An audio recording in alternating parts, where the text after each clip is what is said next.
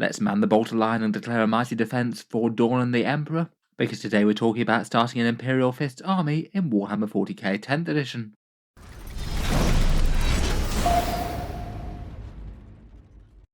Hello and welcome back to Auspex Tactics, where today we're talking Space Marines and yellow painted Imperial Fists in particular. In this one we're going to be going over a few ideas for starting an army of these Sons of Dorn, and do a general overview of the faction, why you might want to collect Imperial Fists in the first place, a few thoughts on planning and painting an army and first purchases, and some thoughts on the Imperial Fists in-game rules, Tor Garadon, Darnath Lysander, and their themed Anvil siege force, and a few thoughts on their brothers the Crimson Fists. As a special extra for this video, as well as a rare collaboration here on the channel, Dom from Let's Make It 40k has kindly agreed to come over and show off a rather snazzy dice tray theme for the faction, and giving a rundown of his own thoughts and collecting the boys in yellow. Loads to talk about, so let's jump straight in. First up, why might you want to collect an Imperial Fists army in the first place? The Imperial Fists are the 7th Legion of Space Marines, descendants of Dorn, and rather than operating from a home world, they're quartered on the enormous space fortress of the Phalanx, meaning they can take the very might of their chapter all the way into war to pressure their enemies, though they often tend to be stationed around the Sol system, fulfilling their role as the ultimate defenders of Terra, alongside the Adeptus Custodes.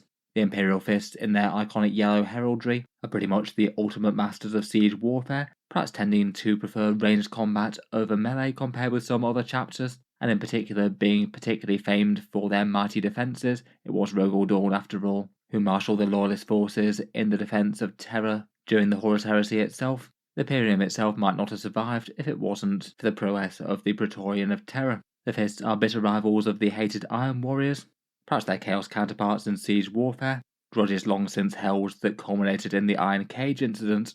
In battle, Imperial Fists are strong, steadfast and unwavering, sometimes even to the point of fault where a judicious retreat might have been more sensible, but many a traitor army has dashed themselves on the fortifications of the descendants of the 7th Legion. Miniatures-wise, the Imperial Fists have access to the very big Space Marine range, the biggest and perhaps the most frequently updated out of any of the armies in Warhammer 40k, and then a small contingent of their own unique things. Their current character miniature that they have on sale is Tor Garadon with his enormous power fist, grav gun and targeting array. He is their new plastic Primaris character. Darnath Lysander cuts an imposing figure with his mighty Thunderhammer and Storm Shield. Unfortunately, he's currently out of print from Games Workshop, though given that he's stuck around in the codex, it seems likely that at some point a new plastic miniature will come for him. Otherwise, for the 40k range, they do have an upgrade sprue with a whole bunch of themed shoulder pads, plus a power fist with the logo inlaid, and a few accessories for the Battle Brothers with various different targeting relays and optics. As with most specific chapters and legions in the current setting as well, you could also dig into their Horus Heresy range for a few other bits, and particularly for themed characters. Given that the Imperial Fists have been fairly front and centre in the reboot of the Horus Heresy, they do perhaps have a few more options than most, this rather cool Terminator Praetor being a good one, or the mighty Fafnir Ram with his dual power axes. Either of those could be pretty good stand-ins for all manner of HQ models, maybe with a little bit of manipulation if necessary for wargear purposes. Gameplay-wise, as a chapter, they'll use their current rules from Codex Space Marines. Imperial Fists have their themed detachment in the Anvil siege force, though in the current edition of the game, any chapter can use any detachment, so it's not like they're locked to that.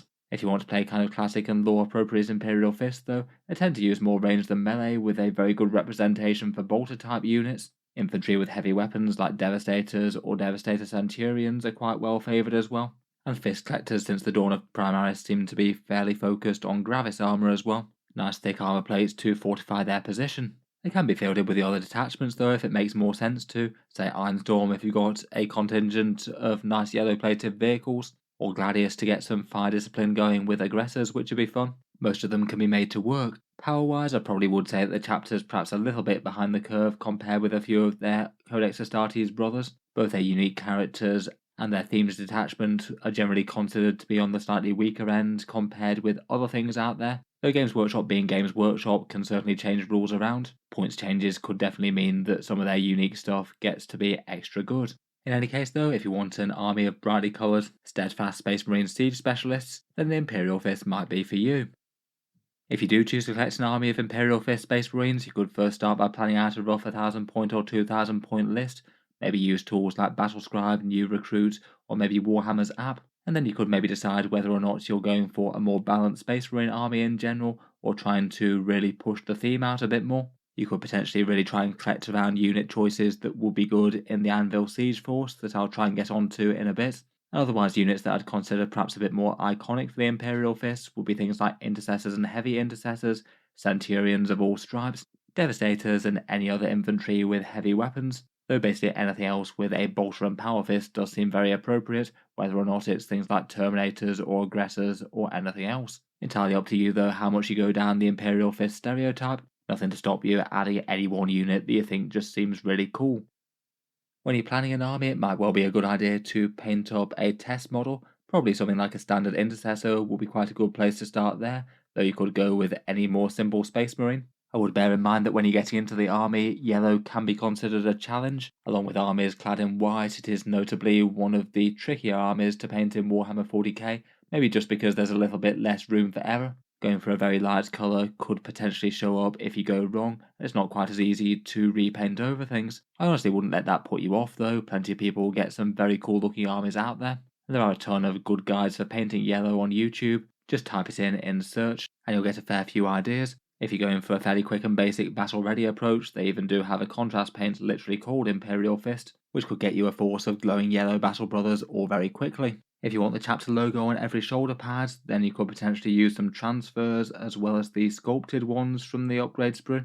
The Imperial Fist upgrade kit does come with some transfers that could get you a lot more logos that way, and then you could just use the sculpted ones maybe for sergeants or special miniatures. And to bear in mind that in the age of 3D printing there are quite a lot of designs out there for various different chapters with little shoulder pad sort of designs. For 3D printed components they are one of the more common types. As with standard Space Marines for the Imperial Fists, I'd likely be tempted to either start with one of the Space Marine discount sets, or maybe just a box of basic troops like Intercessors or Heavy Intercessors, if you're just wanting to dip a toe into the faction. Space Marines are kind of lucky in that they're not that expensive to collect, plus they have more viable discount offerings than just about any other army out there. You could think about picking up one half of the Leviathan box, if that's still available where you are, or potentially one of the many combat patrols. If you're looking at actual Combat Patrol Space Marines, I would bear in mind that the cheapest way to get that is via the 40k starter sets. I'd either go for the regular 40k starter set and then pick up the Terminator Librarian if you want to get the extra miniature for that. And if you purchase those, then you basically get the Tyranid contents included for free compared with buying the actual Space Marine Combat Patrol, so I'd certainly advise avoiding that from Games Workshop. I feel like the Terminator Squad is perhaps the pick of that box set. The Terminator Captain I think is quite a nice miniature as well, and Captains and Lieutenants do feel like some of the more iconic HQs for the Imperial Fists. If you're new to picking up Warhammer miniatures, I would bear in mind all the advice for buying things at a little bit cheaper than you might get them from Games Workshop. Direct from Games Workshop is generally the most reliable, but also the most expensive. If you're looking for new plastic a little bit cheaper, then local gaming stores can often help out.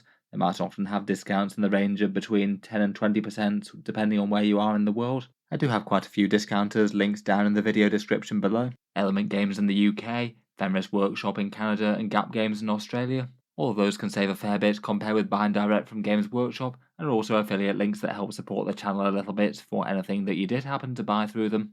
Otherwise, you could certainly take a look at the second-hand market. eBay can be a good way to save a fair bit on Space Marines in particular, given that they're such a popular army. You do see armies of them going online all the time. Obviously quality can be a bit more variable there, but it potentially can save a fair bit of time and money on your part. Otherwise, in this day and age, 3D printing and third-party manufacturers often tend to make things that are sort of similar to Games Workshop things, but different enough to be legally distinct. There's a fair few not Space Marine kits out there, and that can be handy enough for getting certain parts and weapons. Otherwise, for discounts, there's a fair few Combat Patrol offerings. The Dark Angels Combat Patrol has a Redemptor Dreadnought, 3 Inceptors, 5 Intercessors, and a Chaplain. Feels appropriate enough for the Imperial Fists, though admittedly this one isn't too long for this world. At time of recording, it is going to be replaced by one with a bunch of Intercessors, Blade Guard, Hellblasters, and a Gravis Captain. To be honest, that one seems pretty much equally appropriate for starting the boys in yellow compared with the Unforgiven. Otherwise, for the more standard Space Marine Combat Patrols, the other one that I quite like for just a more generic entry point to the game is the Blood Angels one. Some Intercessors, Aggressors, and an Impulsor, and some Phobos Marines with a Librarian. Quite a nice mix of units. Again, Aggressors and Intercessors do feel very Imperial Fist to me. Otherwise, for a more unique box set, there's also the Bastion Strike Force. This one was one of the chapter-specific box sets, and this one is pretty much Heavy Intercessors the box. This one contained 3 sets of 5 of those, 1 Torgaradon miniature, and 3 aggressors, along with some Imperial Fists upgrades. This one is likely to be kind of hard to find now, given that it's been out of production. It went on sale at Christmas 2022. But if you did happen to notice one kicking around in your local hobby shop, could be an interesting enough way to get the 1 Imperial Fist character that's currently on sale from Games Workshop, plus a whole bunch of chunky Gravis armor if that's what you're into.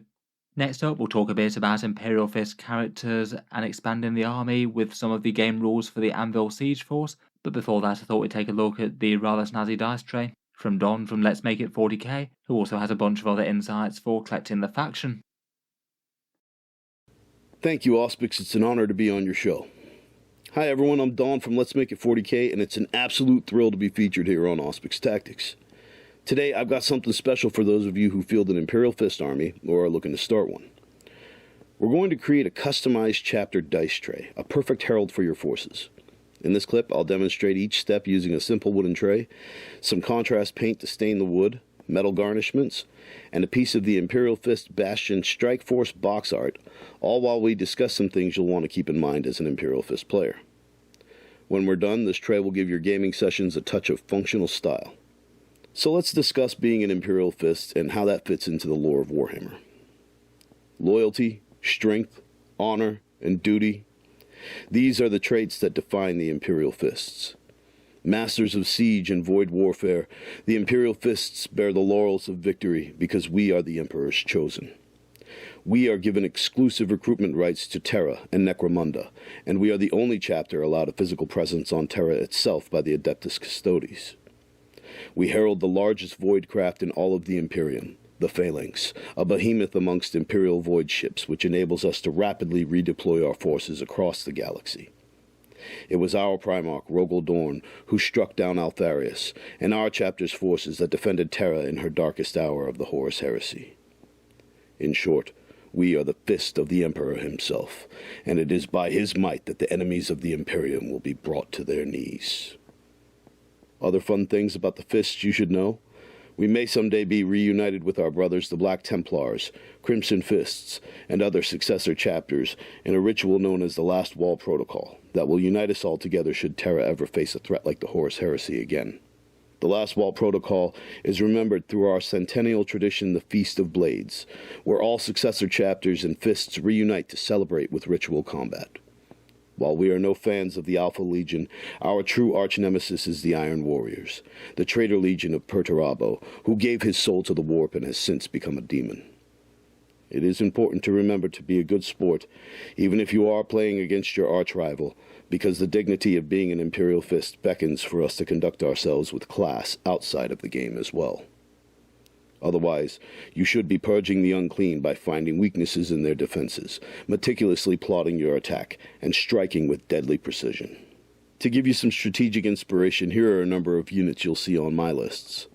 Aggressors, Terminators, between 40k and Heresy you can field up to 90 Terminators. Heavy Intercessors, Centurions, Hellblasters, Redemptors, Contemptors, and I also like to field a Vindicare Assassin paired with a unit of Scout Snipers with these units. Of course, what I actually choose for each list will depend upon who my opponent is. A few modeling tips for getting your fists ready for battle. If you find yourself struggling to get your decals to lay smoothly across a shoulder pauldron, carefully cut a small slice in the bottom or top of the decal, allowing it to fold over itself and lay smooth. Being aware that now your decal is especially delicate and can easily split apart from where you cut it. You can use Technical Storm Shield to create a tacky surface for it to stick to, and then Technical Ard Coat to seal it down. Should you mistakenly glue a model together wrong, and you can't access the push-fit dowels to use a solvent, try leaving your model in the freezer for 24 hours. This will make the model glue brittle and easily break apart. Finally, when it comes to painting your fists, it's common practice to prime with a pink or a red, followed up with a zenithal highlight in white, both of which can be done with either an airbrush or a rattle can, before you begin to layer on your yellow paint of choice. Common paint colors often used are Averland Sunset, Uriel Yellow, Phalanx Yellow, and Imperial Fist Contrast. And there you have it, your very own Imperial Fist dice tray, regal and ready for battle. Now, if you, kind viewer, would be so nice as to pay our channel a visit and maybe show your support if you like what we're doing over at Let's Make It 40K, we would most certainly be honored and humbled for you doing so. There you'll find a more in-depth version of this build with verbal instructions, as well as more Warhammer 40K crafts, stop-motion projects, and more. I'd like to quickly take the time to thank all these really cool people you see here on the screen for their contributions to this video, and you, the viewer, for giving us your time. You guys are awesome, and we'll go into more detail about the topics of the fists we've touched upon here in another follow-up video on Let's Make It 40K. Before I go, I want to thank you one more time, Auspex, for this opportunity that you've given me here. To get to see the work of Let's Make It 40K on Auspex Tactics every day is so surreal. I just can't thank you enough. Not only for what you've done for our channel, but on behalf of all of your fans, I think it's safe to say that we are all grateful for your help and guidance through the complex system of Warhammer 40K rules. Without your help, a lot of us would get completely lost in these rules, so thank you again for the clarity you bring us. We really do appreciate all of your hard work, and we need you to stay at it. On that note, I'll see you guys over at Let's Make It 40K. I'll let Auspex take it from here, and until next time, keep those fortifications strong and your strategy sharp. Thanks very much, Don. The dice tray is looking excellent. Love the idea of incorporating the artwork into it. And thanks to you guys over at Let's Make It 40K for doing the channel's intro. For those that aren't aware, they were the ones that made the little intro animation to Auspex Tactics that you see at the start of every video. Definitely recommend checking out their channel for all manner of crazy 40k creations. Back to Imperial Fist miniatures though, and let's talk about their special characters and other options for the faction. Tor Garadon is £27.50, $45 or €35 from Games Workshop. In the lore, he's the captain of their third company and fights in battle clad in Gravis armour and armed with the mighty Hand of Defiance and a backpack-mounted Signum Array and Grav gun. I feel like with the Primaris characters that they released for them, they tried to make as many of them as possible just a little microcosm of the faction. He's definitely checking a fair few boxes here, being a gunnery commander, clad in Gravis armour and bearing an enormous power fist. In-game at time of recording, he's 90 points right now and can lead the normal Gravis infantry units. His Signum Array was toned down a bit unfortunately in the last Space Marine Codex, only granting ignored cover, where previously it also gave lethal hits, which was quite a lot better. Really the main draw to take him is if you want something that's just a massive counter monster or vehicle threat, where if you get into those kind of targets with that mighty Hand of Defiance, you've got 5 attacks at a crazy strength 14, AP 4 and a big damage 4, which is just all around terrifying. I think his main problem is just that he's maybe not super reliable in all games that you might play. If you can guarantee that you could deliver him into meaningful monsters or vehicles for him to kill, I feel like he's worth the points, but not every list has those targets. I guess he's not terrible for giving ignored cover to aggressors, though it's probably a secondary choice for them compared with something like an Apothecary Biologist for those mighty lethal hits.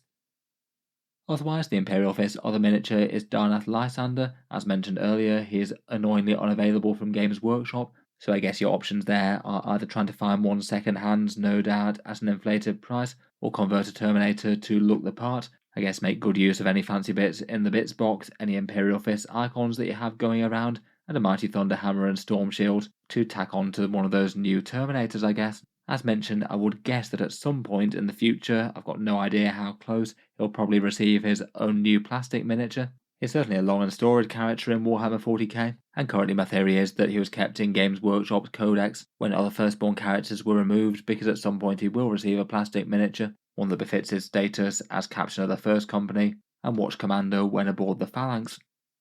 In-game, Lysander is 100 points. He can lead either the Terminator Squad or Terminator Assault Squad. His big boost to the units, rather than giving them free stratagems, is a -1 to wound whenever they're targeted by things that are greater strength than their toughness, which is nice. His melee does help round out the unit a fair bit. 5 attacks at strength 10, AP 3 and damage 3 with devastating wounds is pretty massive with a mighty Fist of Dorn, and if the rest of his squad does get slain, then he can trigger a 2+ invulnerable save once per battle at the start of one phase. Should mean that provided you remember to trigger it at the time when it's most critical, he's got a really good chance of just fortifying his position and laughing off all enemy damage for a turn and then getting to hit them back hard. Out of the 2 Fist characters, I feel like I prefer Darnath Lysander over Tor Garadon personally. I just feel like his balance of stats and his boosting rule tend to be a bit better. Otherwise, their upgrade sprues and transfers are a little bit on the pricey side, £17, $29 or €22. Some people really like to go very heavy on these and have everyone with custom shoulder pads. Some people tend to go light, perhaps pick up one set to get a bunch of the transfers and things. and then they're fine from there. If you do want every single Imperial Fist with a sculpted shoulder pad, and these are your ways to do it though, then it will set you back a fair bit compared with just buying the standard Space Marines. Otherwise, as mentioned, there's a fair amount of choice from the Horus Heresy, as well as the Terminator Praetor and Fafnir Ren that I talked about earlier. There's also a Legion Command section, a rather knightly Praetor and Power Armor, and a rather tyrannical Terminator special character, and a fair few other bits that you could dip into besides. Aside from the actual Imperial Fist, you do have the option of successive chapters for the Legion as well. Perhaps the single most widely known and notable of these are the Crimson Fists, best known for their defense of Rin's world against a mighty Orc invasion that laid their chapter low and destroyed their fortress monastery. But in classic style for the defenders of Dorn, Pedro Cantor chose to marshal his Crimson Fists in a last vestige of defiance and gradually and brutally rid his homeworld of the Green Menace, though it's taken great pain and many sacrifices to try and restore the chapter to some semblance of its former might.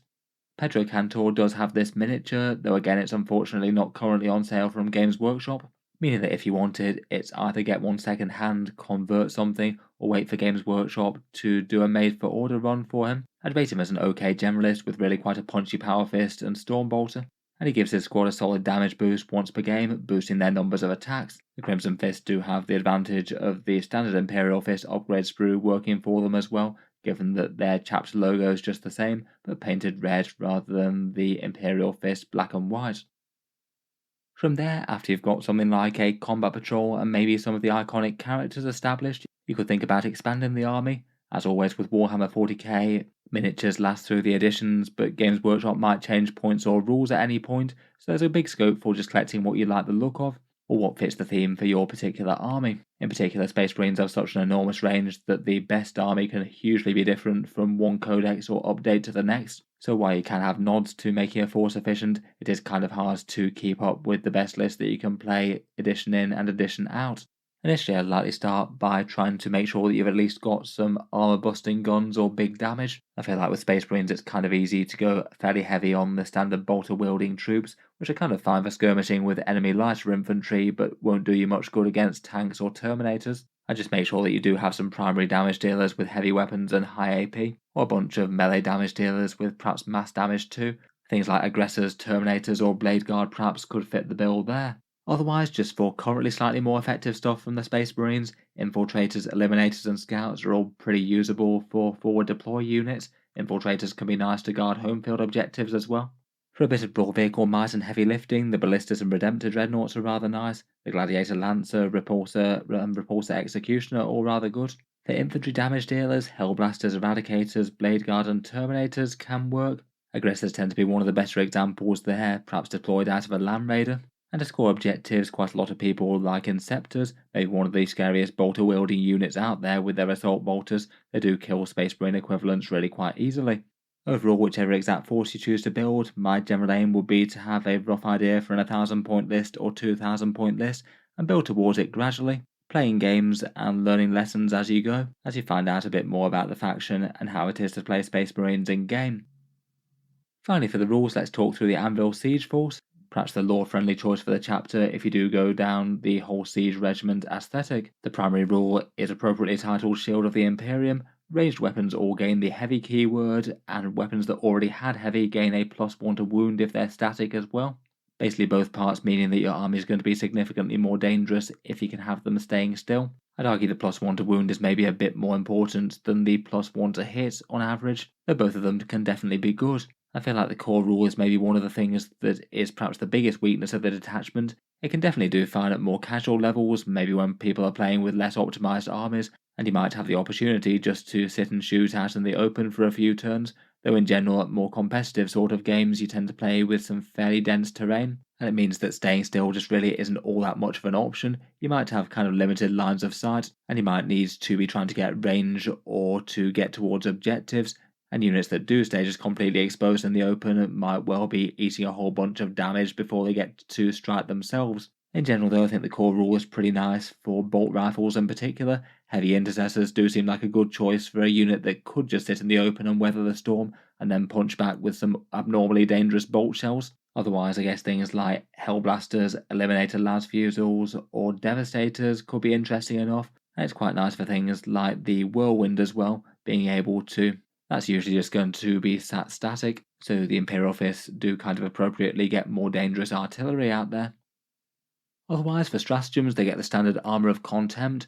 There's Battle Drill Recall for sustained hits 1 that goes up to critical hits on a 5+ if static. In theory, you could get that to do the whole critical hit lethal hit combo, put a lieutenant in a unit and have all of those going off on a 5+ if your unit is stationary. That could be really quite big. Hail of Vengeance is 2 CP for a return fire stratagem that triggers if your squad loses a model. You can only shoot at the squad that targeted it, and I guess again that does incentivize big ranked up infantry units like Hellblasters or maybe Centurions. There's no threat too great for rerolling wound rolls when one unit shoots an enemy monster or vehicle. At 2 CP it is a bit pricey unless you've got a captain to hand it out though. Not one backward step, it's a handy one for allowing a unit to double some OC in the command phase. You could potentially use that to swing an objective if it was close and if you knew that was going to make a difference.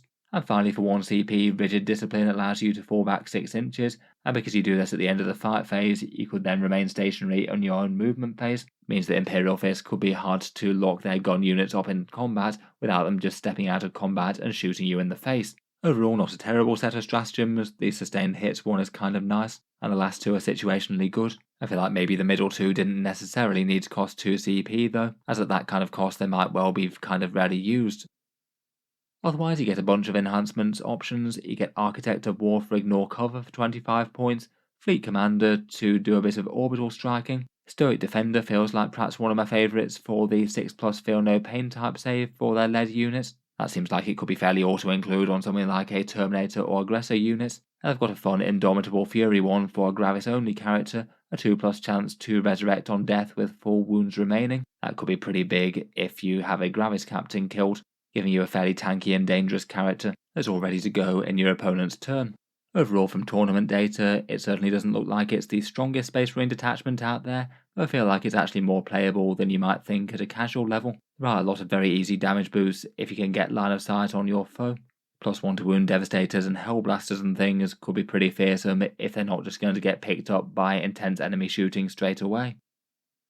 Putting that together, here's just one idea for an example army list for an Anvil Siege Force Imperial Fists army. Certainly nothing optimal or trying to skew too hard to do something crazy like an all Gravis armor or something like some people like to, but just a few ideas for something that can use the benefits of the detachment kind of well. In the detachment there's a big unit of Hellblasters with a lieutenant with the Ignored Cover enhancement. They'd ideally want to try and get the +1 to wound if they can, though at least if the enemy does take chunks out of them they can fire back on death. There's a Terminator captain with the 6+ Feel No Pain enhancement. He'll join a Terminator squad with the Cyclone missiles, and potentially think about being a rapid ingress threat for the army. There's 3 units of 3 Eliminators with las fusils. They could be flexible and think about deploying to deal damage against sub-enemies, where the las fusils get way more dangerous if they've got +1 to wound, or potentially just use themselves as cheap screening units against others. They are only 75 points. There's 2 units of Jump Intercessors to bounce around doing secondary objectives and provides a little bit of countercharge threat with their Mortal Wounds and Power Fists. 2 units of 5 Heavy Intercessors, maybe one to hold the home field objective, one to perhaps advance the battle line a bit and just put some annoying objective control on the midfield. 1 fire support unit of Devastators, +1 to wound las cannons are pretty scary, and then a little bit of armoured support, 2 whirlwinds that'll be hitting on a 3+ with this detachment, some scary focused armour busting in the Gladiator Lancer, and 1 repulsor that can provide a fair bit of anti-infantry and could be used to support those Hellblasters and get them into range if necessary, while protecting them against being charged a bit with their special rule. Overall should hopefully be a list that at least isn't a pushover for the Anvil Siege Force, a few durable units for objectives, a few scary heavy weapon damage dealers, and some nice utility units. In any case, I think I'll leave that there for the Imperial Fist Start Collecting video. Let me know your thoughts down in the comments below. How have you found getting an Imperial Fist army together on the tabletop? If you've enjoyed the video, then feel free to subscribe to Auspex Tactics, and certainly check out Let's Make It 40K, which I'll link down in the video description. A big thank you for coming on and sharing your expertise there. Finally, if you have been enjoying all the videos on the channel, I would just like to mention that Auspex Tactics does have a Patreon page as well, and you can find that linked in the video description if you'd like to help support and keep these videos coming. Channel patrons do get a fair few advantages, seeing certain videos early, regular votes to see what sort of things come next on the channel, and automatic entry into the regular prize giveaways with a chance to win some big model kits each month. If any of that sounds good to you, or you'd just like to help support, the link is down in the video description. In any case, a massive thank you for listening, and I'll hope to see you guys next time.